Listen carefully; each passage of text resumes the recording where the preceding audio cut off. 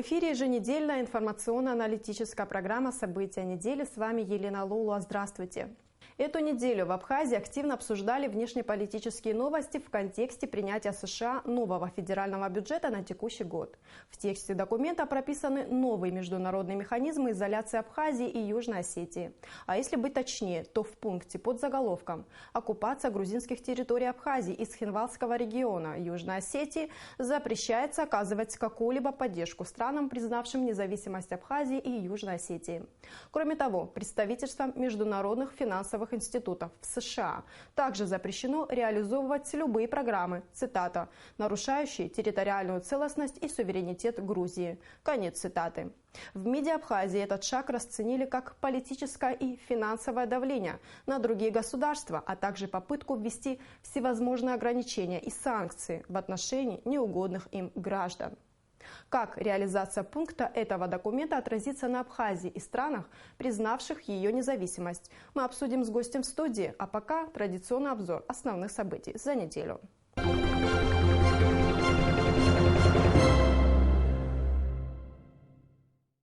Вся неделя была отмечена праздничными мероприятиями, юбилеями и концертами. 9 мая по всей Абхазии прошли торжественные мероприятия в честь празднования 72-й годовщины Победы в Великой Отечественной войне 1941-1945 годов. Основные мероприятия прошли в Сухуме. У памятника воинам-защитникам Кавказа на Сухумской набережной после церемонии возложения венков и цветов состоялся митинг, после чего торжественным маршем прошли по Сухумской набережной 10 пеших колонн парадного расчета. Более 1000 человек приняли участие в акции «Бессмертный полк». Отведать солдатскую кашу можно было, посетив полевую кухню, а у колоннады на набережной звучали песни военных лет.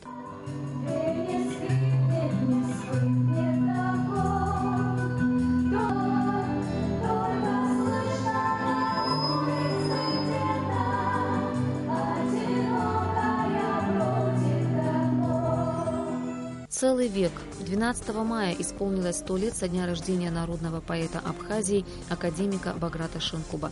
Принять участие в конференции, посвященной столетию Баграта Шенкуба, в Абхазию приехали гости с Северного Кавказа. На доме, где жил поэт, была открыта мемориальная плита и барельеф.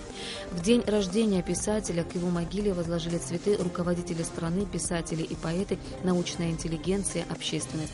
На фотовыставке в Центральном выставочном зале Союза художников были представлены около 100 редких фотографий Баграта Шенкуба из семейного архива. На Театральной площади в Сухуме открылась инсталляция известной абхазской художницы Дианы Воба под названием «Храм поэзии». Композиция представляет собой круг из 12 мужских и женских фигур и 12 символов, составленных из знаков невербального алфавита. Мероприятия, посвященные столетию автора последнего из ушедших, завершились в Абхазском государственном драматическом театре юбилейным вечером. Владислав вчера, сегодня, завтра в Государственном комитете по репатриации прошел вечер памяти первого президента Абхазии Владислава Ардзинба. 14 мая ему исполнилось бы 72 года. На встречу были приглашены соратники Владислава Ардзинба, которые вместе с ним плечом к плечу прошли сложный путь становления современного абхазского государства. Стихи о первом президенте прочли дети репатриантов 4-й Сухумской средней школы. При переходе российско-абхазской государственной границы по реке Псоу проблем с выдачей виз иностранным туристам не возникнет. Об этом заявил на пресс-конференции заместитель министра иностранных дел Абхазии Кан Тания. Для удобства приезжающих на границе открыт консульский отдел МИД Абхазии. Время оформления визы занимает от 2 до 3 минут. Гражданам России виза для въезда в Абхазию не нужна. Пропускная способность КПП ПСО составляет от 28 тысяч до 45 тысяч человек в сутки, а также до 2000 единиц автотранспорта. В департаменте мы все еще далее таким же образом выдаем визы. Эта категория касается дипломатических, учебных, туристических и многих других. Угрожающие цифры. В Общественной палате вновь создали рабочую группу, которая будет вырабатывать предложения по борьбе с наркоманией.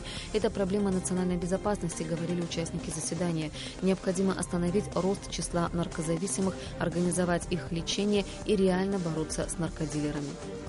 С официальным визитом в Абхазии находилась делегация из Ливана. В ее составе представители черкесской диаспоры, предприниматели, заинтересованные в развитии деловых контактов с Абхазией, Торгово-промышленная палата Абхазии и Ассоциация черкесов в Ливане подписали двустороннее соглашение о сотрудничестве.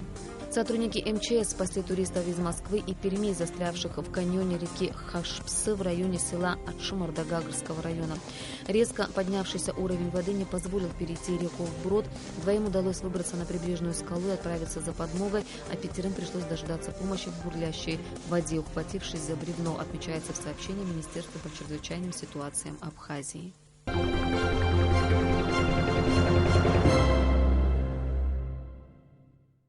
Это были основные события уходящей недели. А сейчас вернемся к главной теме нашего эфира – международной ситуации вокруг Абхазии в контексте принятия США федерального бюджета, в котором прописаны новые механизмы изоляции Абхазии.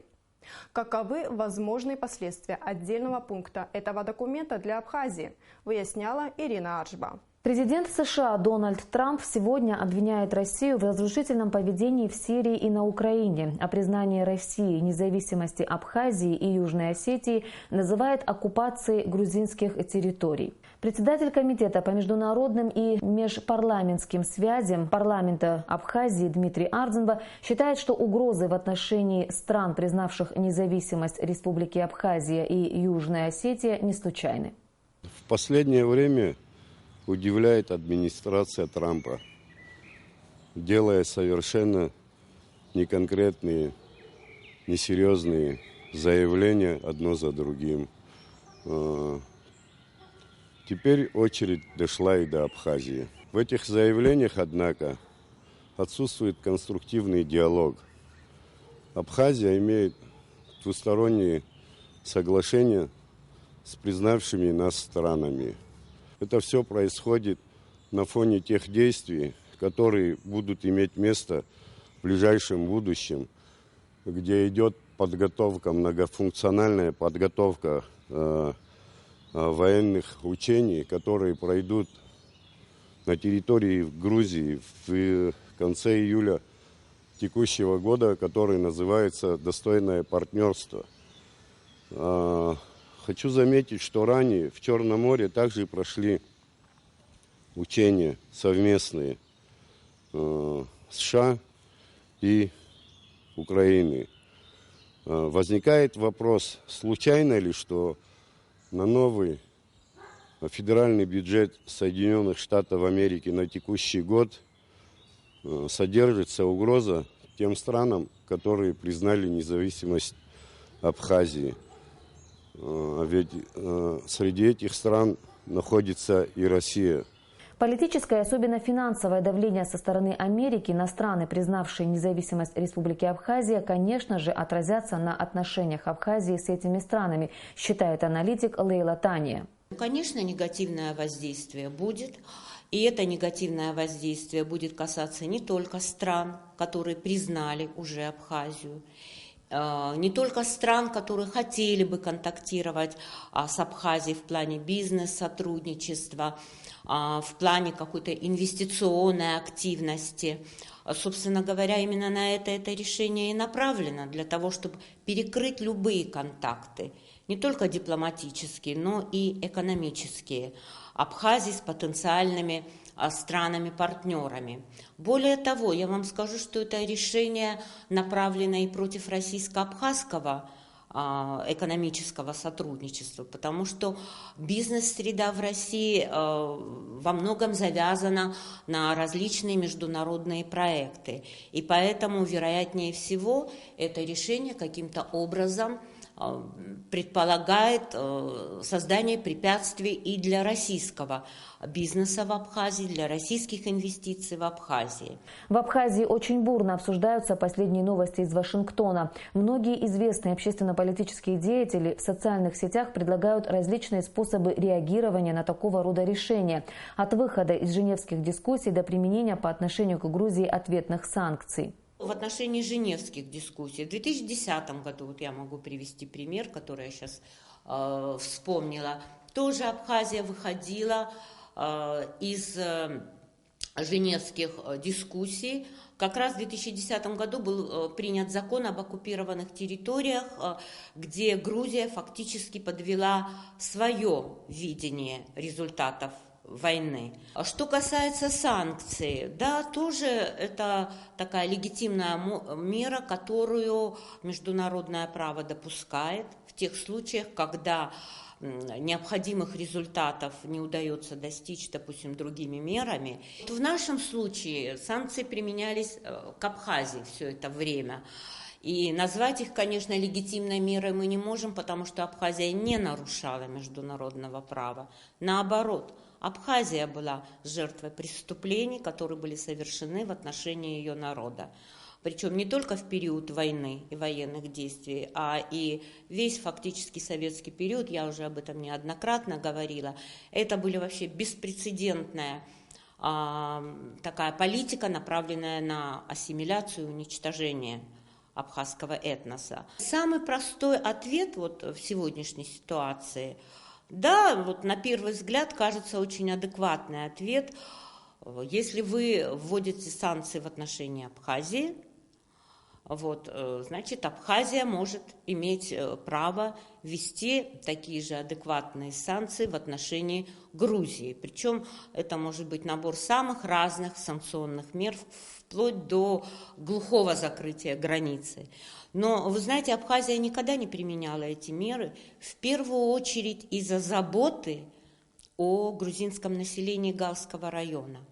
Лейла Таня считает, что нужно применять целый ряд законов, которые усилят позицию Абхазии на международной арене. Необходимо также более плотное взаимодействие экспертного сообщества МИДа и администрации президента. Думаю, что вот в координации с Российской Федерацией необходимо очень серьезно остановить вот этот вот, знаете, обвинительный тренд, абсолютно несправедливый, негативный, тренд, который действительно закрывает для абхазского народа возможности для развития. Надо дать этому тоже международно-правовую оценку. В отношении Грузии политика должна быть тоже изменена, потому что сегодняшняя политика, она не стимулирует Грузию к тому, чтобы она изменила свою позицию в отношении Абхазии. Скорее всего, политическое и финансовое давление на неугодные государства, а также применение всевозможных ограничений и санкций со стороны новой администрации США никак не отразятся на абхазо-российских союзнических и партнерских взаимоотношениях.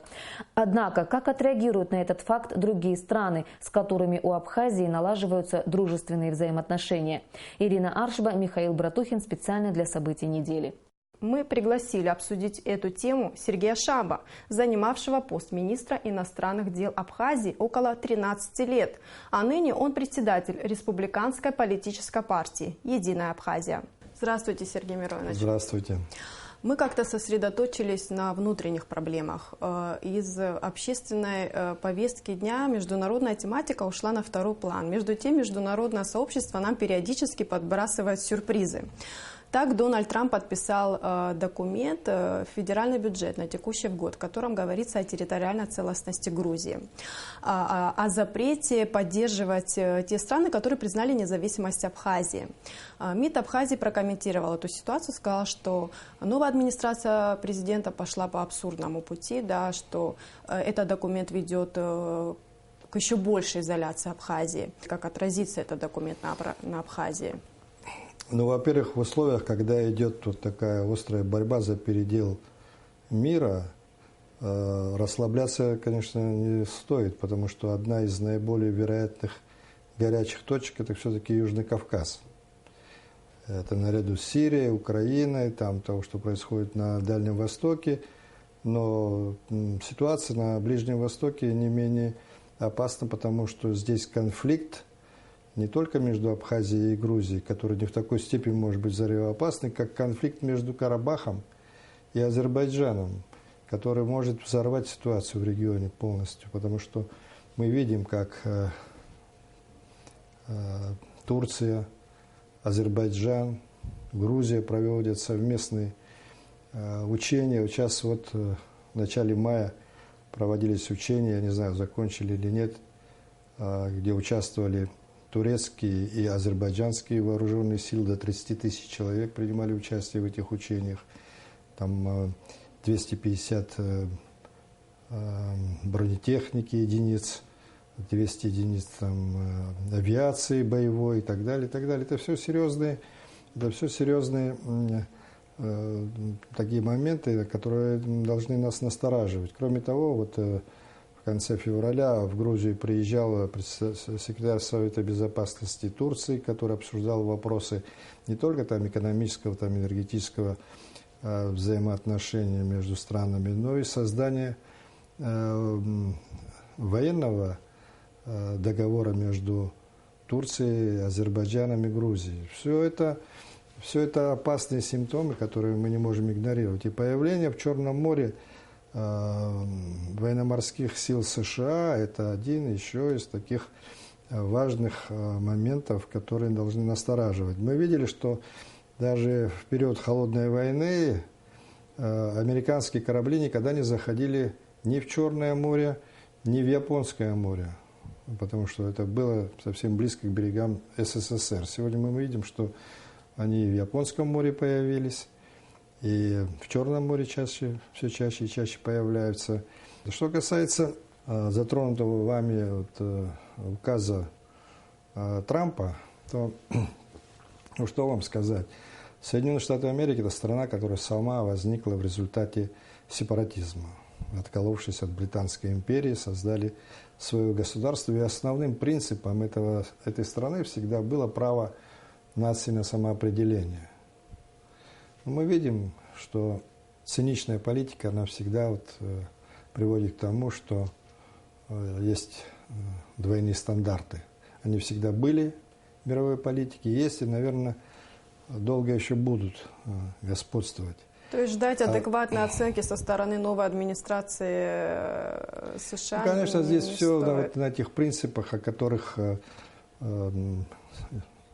говорили великие политики известные, такие как Черчилль, что, вернее, это не Черчилль сказал, о том, что у страны нет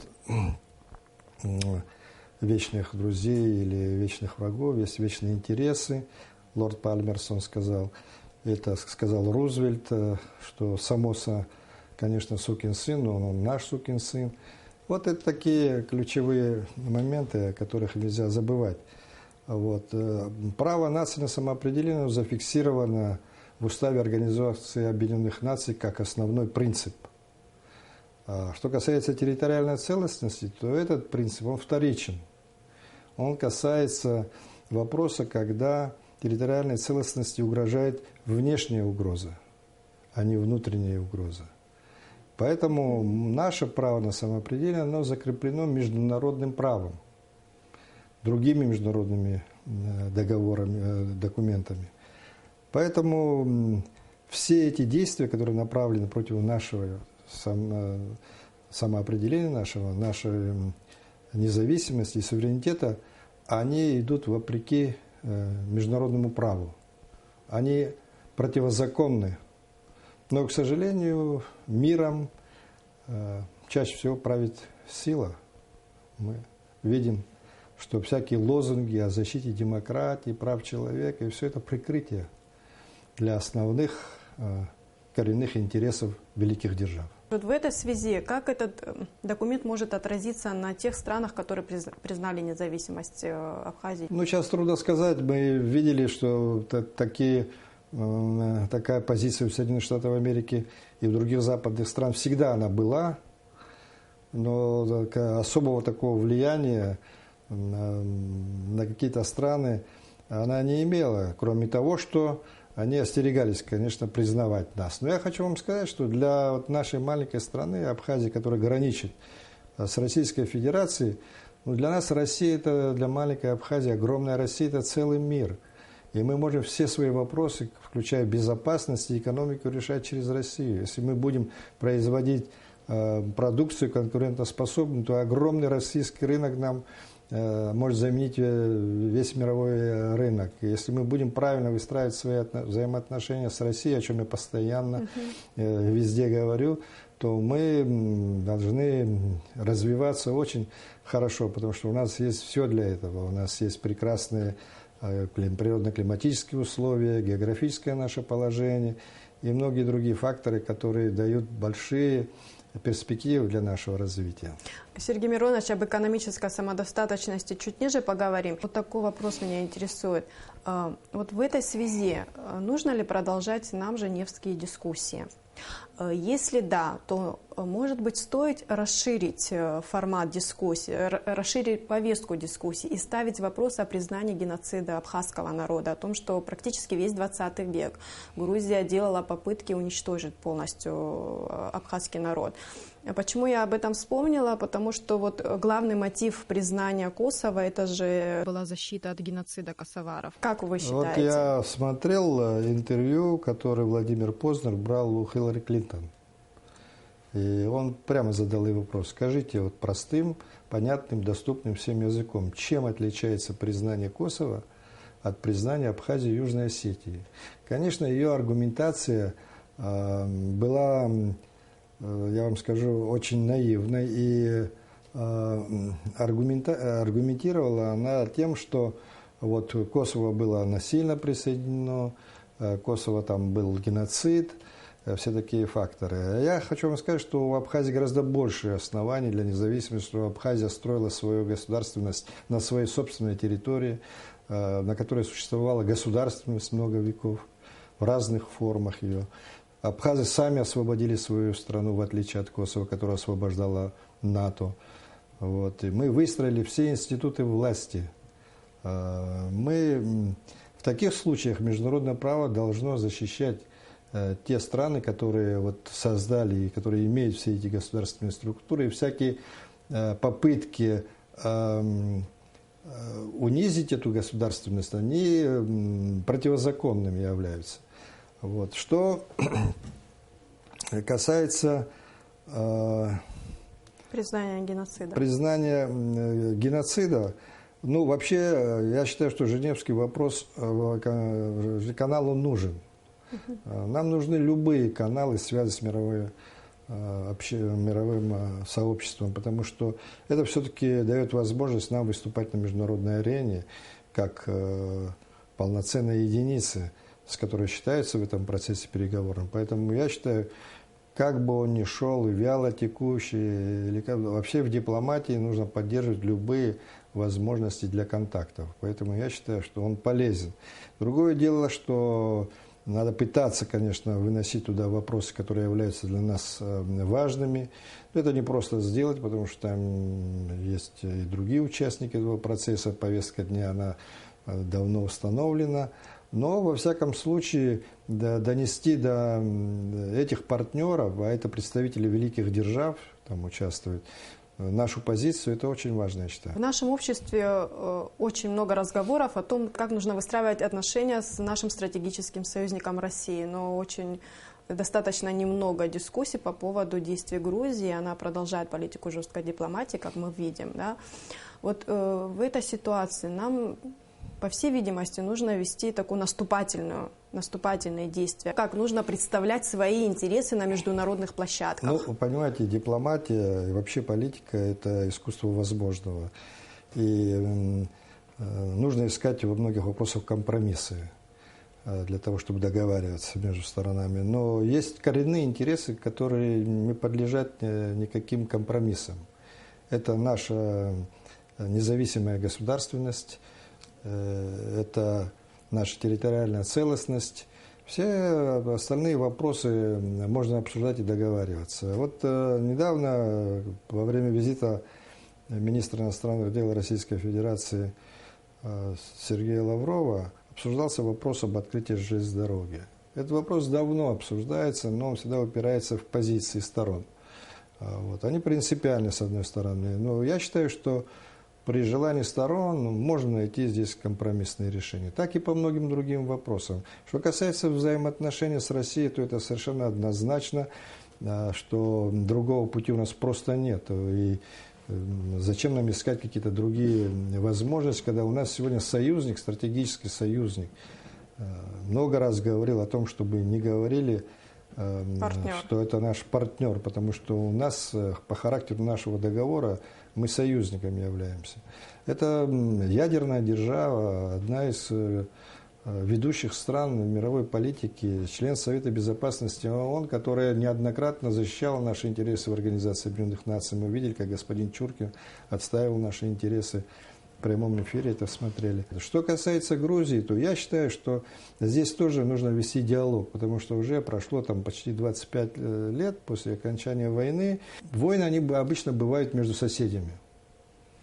Кто воюет? Вы посмотрите, вся Европа, которая сегодня живет так мирно и дружественно, они все воевали между собой сколько и постоянно. Вот. Поэтому нужно перевернуть эту страницу, не забывая ее, но и находить пути дальнейшего сосуществования вместе, потому что мы соседями являемся. Вот. Поэтому и соседи наши турецкие. Это тоже страна, которая всегда важное значение имела здесь в регионе, там наша большая диаспора.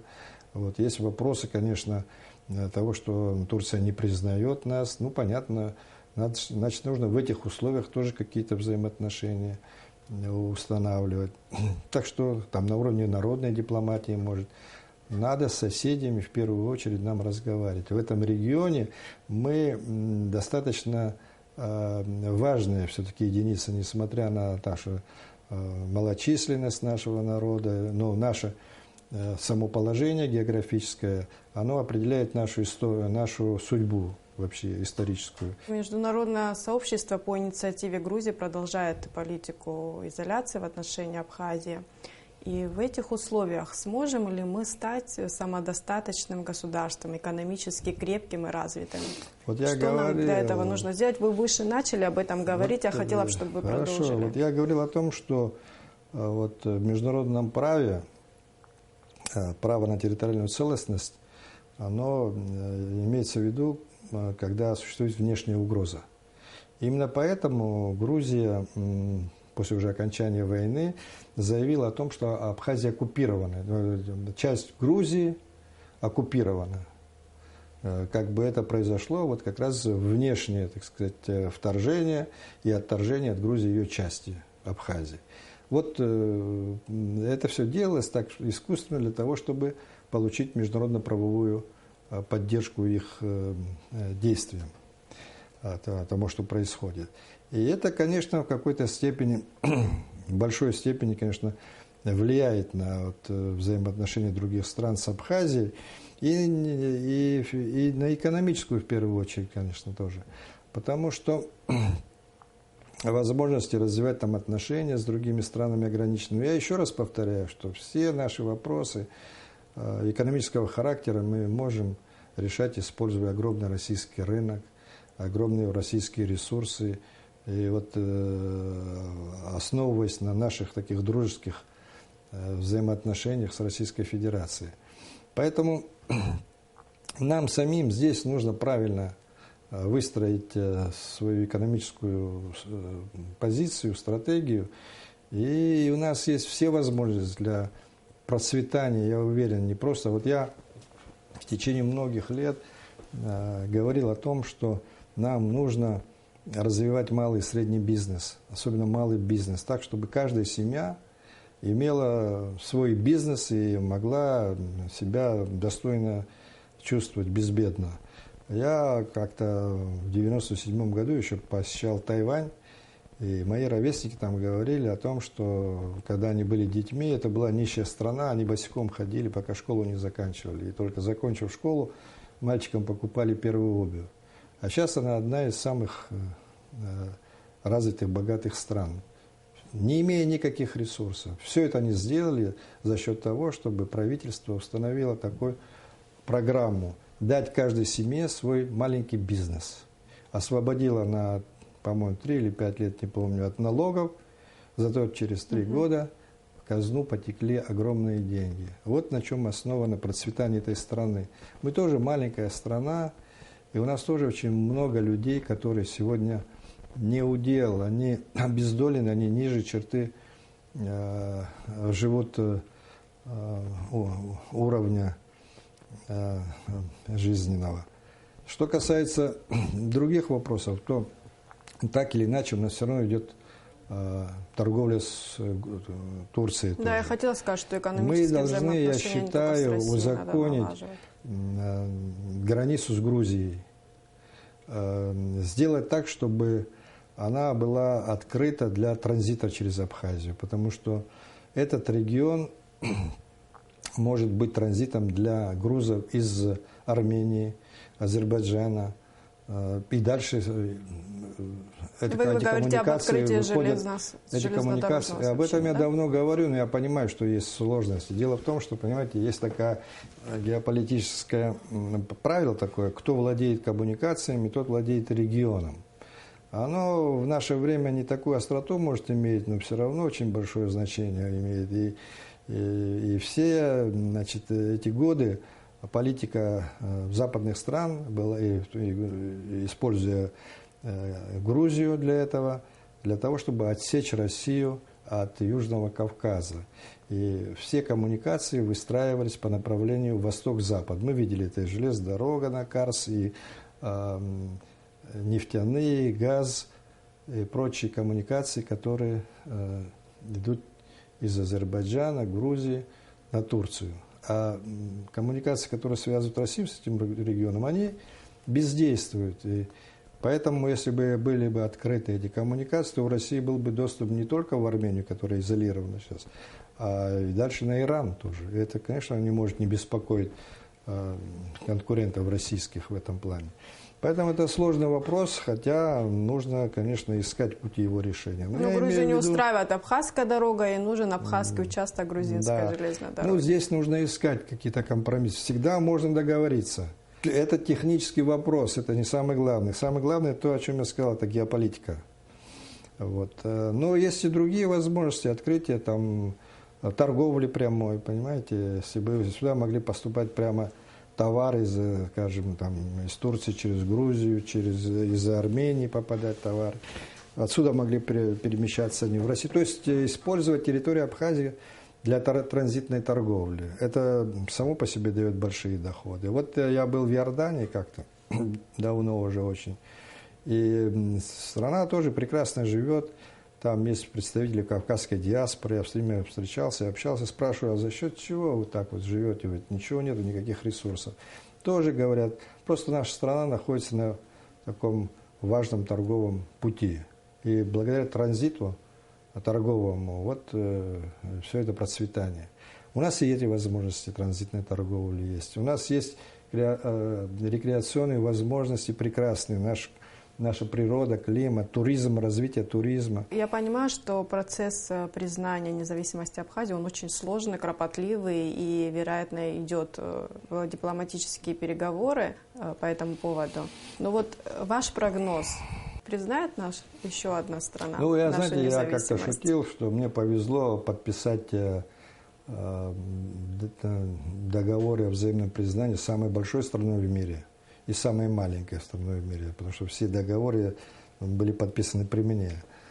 Почему так медленно этот процесс идет? Ну вот по этим причинам, что многие страны видят отношения Соединенных Штатов Америки, Европейского Союза, они как-то все взаимосвязаны. Не только эти западные страны, многие даже российские компании, которые опасаются сюда входить, чтобы потом не получить какие-то санкции или потерять взаимоотношения с европейскими своими партнерами. Вот это существует, но есть много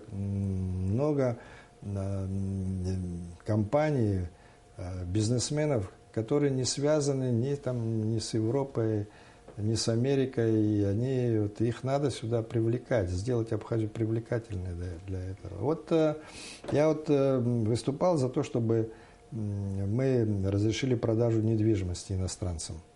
Почему? Потому что сегодня, чтобы купить недвижимость, эти иностранцы, мы имеем в виду россиян, они так или иначе пытаются получить гражданство Абхазии. А то, о чем я говорю, это можно было бы разрешить продажу без того, чтобы они брали гражданство.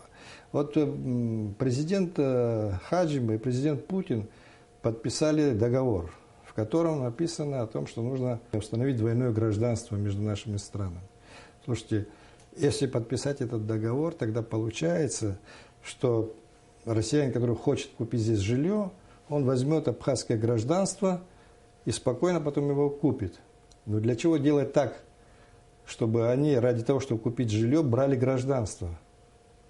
Ведь мы могли бы застраховаться даже при том, что если этот договор будет подписан, а он, наверное, должен быть подписан, потому что раз президенты подписали, значит, надо выполнять. Если они не будут выполнены, это означает, что наш президент недоговороспособный человек. Вот. А если будет подписан, там тоже есть вот такие многие подводные камни, которые, еще раз говорю, можно было бы избежать тем, чтобы разрешить продажу жилья, потому что тогда гражданин, который хочет купить, я не думаю, что это будет огромное количество людей, но бизнесменов, скорее всего, которые вкладывают в Абхазию, если они хотят что-то купить, им не надо будет брать гражданство Абхазии. То есть они не будут здесь голосовать, влиять на нашу политику. Тема продажи жилья иностранным гражданам заслуживает отдельного разговора. Давайте поговорим еще о других угрозах. Грузия предложила НАТО разместить флот на базе в Поте. Если Альянс примет это предложение, то он сможет разместить здесь огромное количество кораблей военной техники. Как это повлияет на расстановку сил в регионе и как отреагирует Россия на вот эту ситуацию? Я думаю, что Россия будет так же, как и в Прибалтике действует, искать пути противодействия этому проекту. Вот в Прибалтике на установку в Польше противоракетных систем Россия установила свои ракеты, которые сегодня ядерное оружие могут нести и угрожать всей Западной Европе, в принципе. Что от этого безопаснее стала ситуация для прибалтийских там государств или для Польши? Нет, конечно. Я думаю, что и для Грузии не будет безопаснее, если там будет стоять военно-морской флот США. Сергей Миронович, у меня все вопросы к вам. Спасибо, что нашли время и ответили на них. Спасибо вам тоже. До свидания. До свидания. О внешнеполитической ситуации мы говорили с председателем Республиканской политической партии «Единая Абхазия», доктором исторических наук Сергеем Шамбо. Мы продолжаем выпуск.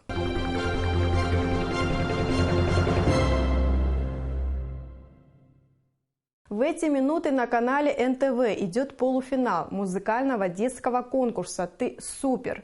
В нем принимает участие воспитанница Ачимчирской школы-интерната, 11-летняя Валерия Адлиева, которая исполнит песню Розы Рымбаевой «Любовь настала». Поддержать юную певицу на набережную Махаджиров в Сухуми пришли ее самые верные болельщики. Выступление Леры они смотрят на большом экране, установленном у колоннады. За выход в финал борются 20 конкурсантов, и только 8 выйдут в финал. Напомним, у победителя финала «Ты супер», который состоится 26 мая в Кремле, будет возможность принять участие в детском Евровидении и в детской «Новой волне». Это все на сегодня. Я с вами прощаюсь. Всего вам доброго. До свидания.